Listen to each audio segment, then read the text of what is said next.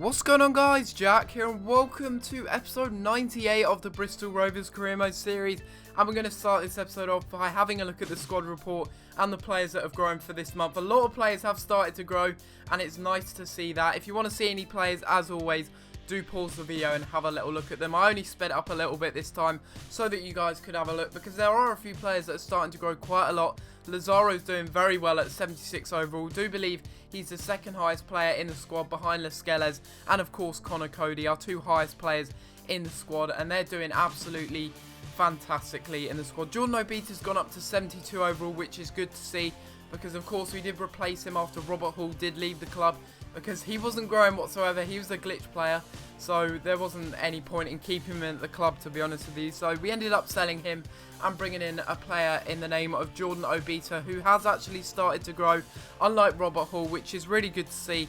And hopefully the same will go for Giuliano Racina and also Frank Doyle, our two youth players that we did bring in. But talking of youth players, we are going to have a look at our youth squad here. We've got some alright players in our youth squad. Jack Butland looking like the one that we may end up signing into the first team. But apart from that, really poor from our youth scouts. Really poor scouting. And hopefully we will be able to find a little hidden gem that we can sign, maybe for next season, who knows. If we win the Barclays Premier League this season, which we have got an outright chance of doing if we manage to beat Chelsea in this first game here and keep up the pace with Manchester United, closing in that gap, because we are in second place. You'll have a look in a sec at the league table. We are doing very well in the league at the moment, and we've got a really good chance of winning the league. And if we do that, maybe that'll be the end of the series, who knows. But we'll wait and see on that front, because of course the main objective was to actually try and win the Champions League. So maybe I'll go and do that next season, because it looks like we're on 55 points at the moment. Manchester United are on 65 points, so we're really going to have to keep up with them if we've got any chance of winning the league title. But as I said, our aim isn't really to win the league title. As much as I'd love that to happen, it's not really our aim. But in the 22nd minute here, we get some really bad news. Connor Cody goes down and he stays down. He's sustained an injury. It's a sprained ankle. Luckily, I had Brad Potts on the field, so I could swap him from right back to CDM.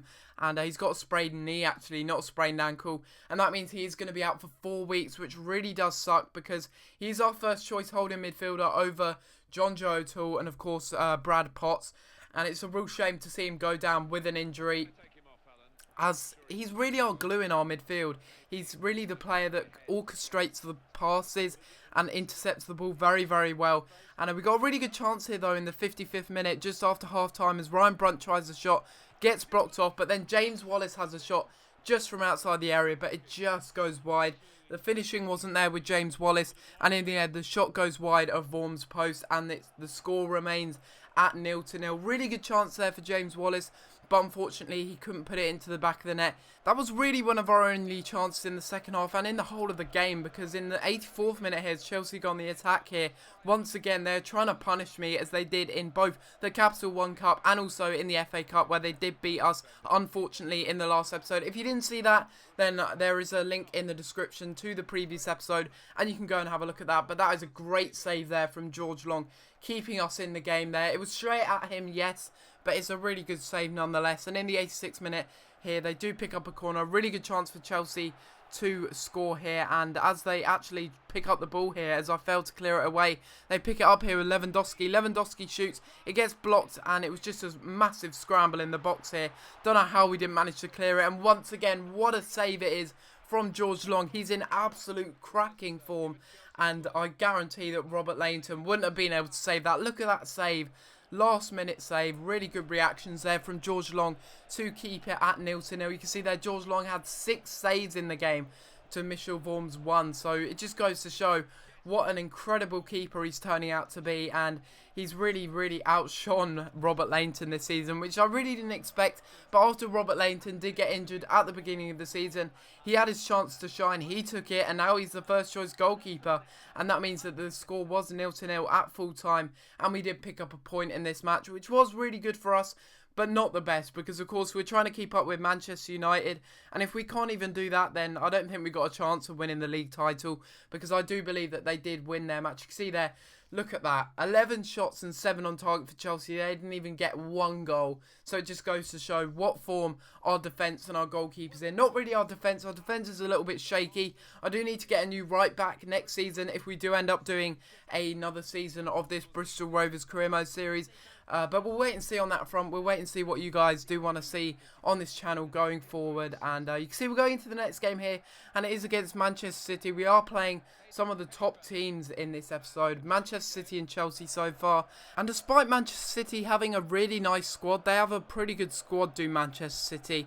They're in like 7th or 8th at the moment in the league, which is just ridiculous. Because you look at their team and you think, how is that even possible? But obviously they're being poorly managed by Manuel Pellegrini, and that is exactly why they're not actually doing that well in this career mode. The first chance in the game did come there as we swing the ball into the middle, but Rui Patricio makes a very good save to deny the header getting on target by, I do believe that was Dongu.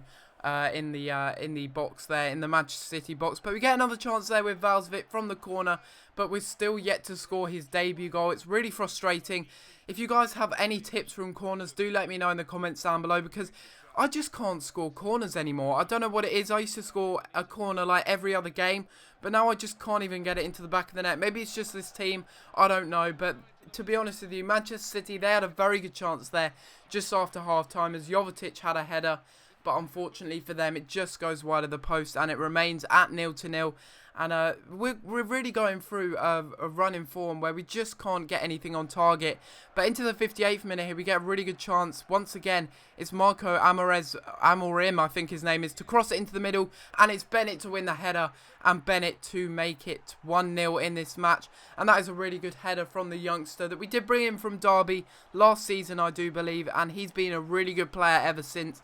And he's just grown so much. He's got the exciting prospect on him. And you can see exactly why he's an exciting prospect indeed. Getting a goal there. And I do believe that's his 8th goal in the Barclays Premier League. Doing alright. Not as good as Ryan Brunt, this man here, who has a really good chance here as he cuts inside. But it's a really good save by Rui Patricio. And the score remains at 1-0 here in this match against Manchester City. Look at that save. That's a really good save. But the shot was a bit tame from Ryan Brunt's standards. You got to be honest. I mean, he scored some incredible goals in his career. But the match did end at 1-0. So a lot of these scorelines, they're not very big scorelines at the moment. We're struggling to put many goals into the back of the net. And it's a little bit frustrating because it just goes to show that we're just relying on 1 or 2 players in the squad to score our goals and not anyone else, because for some reason we're just getting absolutely dominated in games. But luckily for us, we got George Long in the net, and that is exactly the reason why we are in 2nd place at the moment behind Manchester United, who have drawn their game against Bolton, which is fantastic news because it means that we are closing the gap on them. They're on 66 points. We're on 59 points. Really good chance for us as we go into the next game against Arsenal here. So we're playing against really, really tough opponents in this episode. Arsenal, Manchester City and Chelsea. That's really, really tough. And our team hopefully will be able to win this game, because if we do, we're really going to be putting a lot of pressure on Manchester United. We want to win this league title. We want to win the Champions League. Of course, we have pretty much guaranteed ourselves Champions League football for next season, as long as we don't lose like 10 games in a row, for example. But I highly doubt that's going to happen, because there's only about 7 or 6 games left in this season.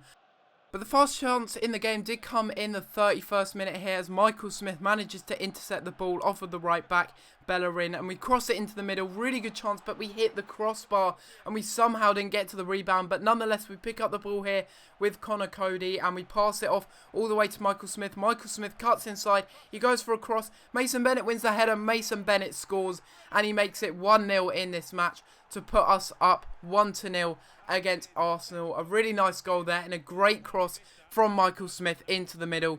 And Mason Bennett wins the header, puts it past Szczesny and makes it 1-0. That might actually be Fabianski there. I'm not 100% sure which Arsenal keeper that actually is. I think they did actually end up selling Szczesny, and that is indeed Fabianski in the net. And Fabianski doesn't manage to save that. We make it 1-0, and that is Mason Bennett getting another goal in a really, really good season for him. He's really, really outshone quite a lot of the players in this squad. And that is his 7th goal in the BPL, actually. I thought he had a few more than that. But nonetheless, that is still a very good return for such a young player as he is. But you can see here, we got another chance in the 78th minute. How on earth Ryan Brunt missed that, I have no idea. He was pretty much in the 6-yard box and he still managed to fluff it up. I know it's with his left foot, but for some reason he put too much power on it, and in the end he fluffs the chance. But we get a really, really good chance here into the 90th minute. It's Dongu that gets played through, coming off the bench, has a shot from range, but unfortunately Fabianski manages to make a good save, and the score remains at 1-0. And once again we win a game 1-0. Mason Bennett the only scorer, and we really didn't take our chances once again, but we're winning games. That's all that matters. We're getting clean sheets, and that is another thing that does matter, because it just goes to show that our goalkeeper's really doing well in the net. Unlike Fabianski, who had a pretty poor game. He really should have saved some of the chances that we did have, but Arsenal didn't even have a shot on target. Absolutely horrible from Arsenal's point of view, and in the end we win the game 1-0, which is very good. But that is going to be the end of the episode, guys. Hopefully you have enjoyed it. If you have, please be sure to leave a like on the video, as it's much appreciated and it really does help out my channel, guys. But other than that, guys, I'm going to have to leave it there, and I'll see you next time for another video. Thanks for watching.